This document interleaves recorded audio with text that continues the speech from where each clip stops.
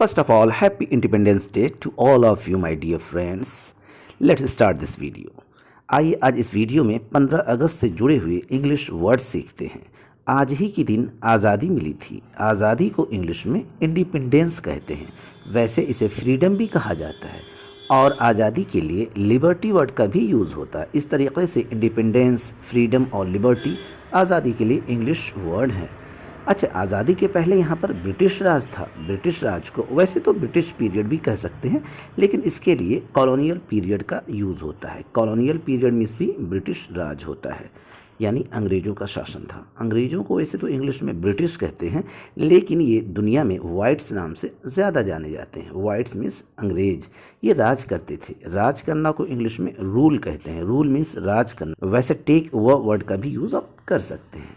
इनके लोग गुलाम थे। गुलाम को इंग्लिश में स्लेव कहते हैं। स्लेव मीन्स गुलाम, और गुलाम गुलामी करते थे। गुलामी को इंग्लिश में स्लेवरी कहते हैं। स्लेवरी मीन्स गुलामी। इनकी गुलामी से आज़ादी के लिए स्वतंत्रता सेनानियों ने अपना बलिदान दिया। स्वतंत्रता सेनानी को इंग्लिश में फ्रीडम फाइटर कहते हैं।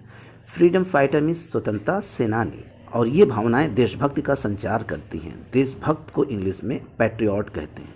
पैट्रियट मीन्स देशभक्त। देशभक्तों ने यानी स्वतंत्रता सेनानियों ने बलिदान दिया। बलिदान को इंग्लिश में सेक्रीफाइस कहते हैं। सेक्रीफाइस मीन्स बलिदान। आज का दिन धूमधाम से मनाया जाता है। धूमधाम को इंग्लिश में पॉम्प एंड शो कहते हैं। पॉम्प एंड शो मीन्स धूमधाम। आज के दिन झंडा फहराया जाता है। झंडा फहराना को इंग्लिश में टू होइस्ट कहते हैं। टू होइस्ट मीन्स झंडा फहराना। याद रहे, होस्ट अलग है, होइस्ट अलग है। देशभक्ति गीत लगा होता है स्कूल कॉलेजेस में, इसे पैट्रियोटिक सॉन्ग कहते हैं। पैट्रियोटिक सॉन्ग मीन्स देशभक्ति गीत। और आज के दिन बहुत सी जगहों पे लोग पेंच लड़ाते हैं, यानी कि पतंग उड़ाते हैं। पतंग जिस धागे से बंधी होती है उसे सद्दी कहते हैं। वो सफ़ेद रंग का धागा होता है ना, उसे सद्दी कहते हैं। इंग्लिश में थ्रेड कहते हैं। और जिससे पेंच लड़ाई जाती है, यानी कि कुछ दूर तक मांझा भी बांधा जाता है। मांझा को इंग्लिश में लेड थ्रेड कहते हैं। लेड थ्रेड मीन्स मांझा। यहाँ पे ये बताना बहुत ज़रूरी है कि चाइनीज़ मांझा का यूज़ ना करें, उससे बहुतों का नुकसान होता है। बहुत से लोग उससे मौत के घाट उतर जाते हैं। यह गलती कभी न करें। चाइनीज़ मांझा का यूज़ ना करें। पेंच लड़ाना को इंग्लिश में काइट फाइट कहते हैं, यानी पतंगों की फाइटिंग होती है ना। पतंग को इंग्लिश में काइट कहते हैं। पेंच लड़ाना को काइट फाइट कहेंगे। और चरखी का यूज़ करते हैं जिसमें धागा लपेटा जाता है। चरखी को इंग्लिश में रील कहते हैं। रील मीन्स चरखी। हाँ जी दोस्तों, ये वही वर्ड है जो इंस्टाग्राम में यूज़ होता है, रील्स, है ना। उसी का सिमिलर है रील, यानी चरखी। छोटे बच्चों को पकड़ा देते हैं ना कि लपेटते रहो या पकड़े रहो, है ना। हाँ, जब वही छोटा बच्चा बड़ा होता है तो वो पेंच लाता है और वो अपने से छोटे बच्चे को पकड़ा देता है कि चरखी पकड़ो, है ना। चरखी को इंग्लिश में रील कहते हैं।